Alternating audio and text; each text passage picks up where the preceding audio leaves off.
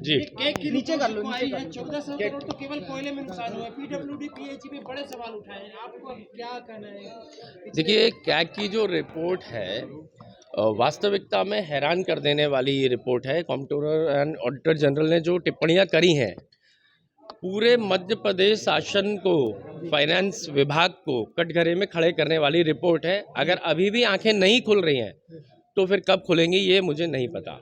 एक एक विभाग में इस तरह से आप और छोड़िए, प्रधानमंत्री जी के जो आवास हैं, जिनके नाम का 24 घंटे गुणगान करते हैं, आप देखिएगा अंदर मुख्यमंत्री को तो नाम लेना भूल जाते हैं। उनके आवासों में तक जो है भ्रष्टाचार हो रहा है, अपात्र लोगों को दे दिए हैं कई सारे।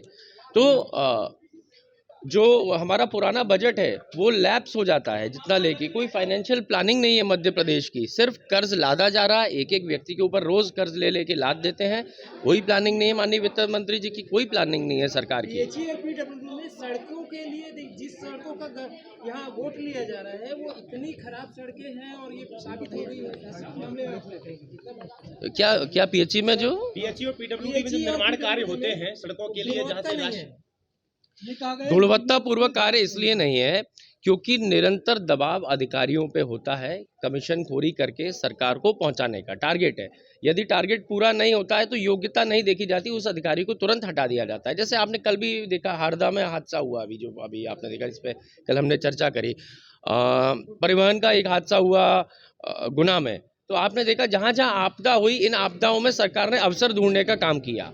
वहाँ तुरंत कलेक्टर, एसपी, ट्रांसपोर्ट कमिश्नर, इन सबको हटाया और अपने हिसाब से अधिकारी बैठा लिए। वास्तविकता चिंता नहीं है, वहाँ पे क्या हो रहा है, जनहित का कैसे कार्य किया जाए, लोगों को कैसे न्याय दिलवा जाए, इस पर सरकार का ध्यान नहीं है।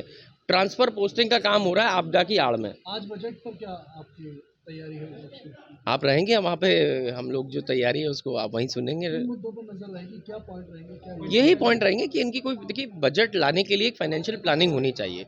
बजट एक बिजनेस की तरह समझिए। एक बजट के, जब हम लोग कोई प्रोजेक्ट करते हैं, कोई बिजनेस करते हैं, तो एक प्रोजेक्ट रिपोर्ट तैयार होती है, वही बजट है, उसका छोटा स्वरूप मान लीजिए।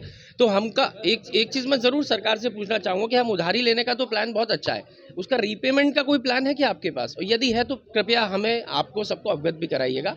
और जो बाकी चीज़ें वो भी बिंदुवार में उठाऊंगा, उसमें अभी जो अध्ययन किया उसके आधार भी पर। कल गए थे, हमारे नेता प्रतिपक्ष एक डेलीगेशन लेके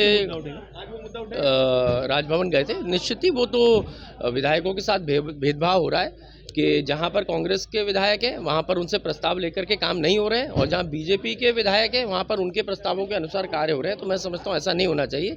कहीं ना कहीं ये विधायकों की गरिमा और विशेष अधिकार को भी ठेस पहुंचाता है।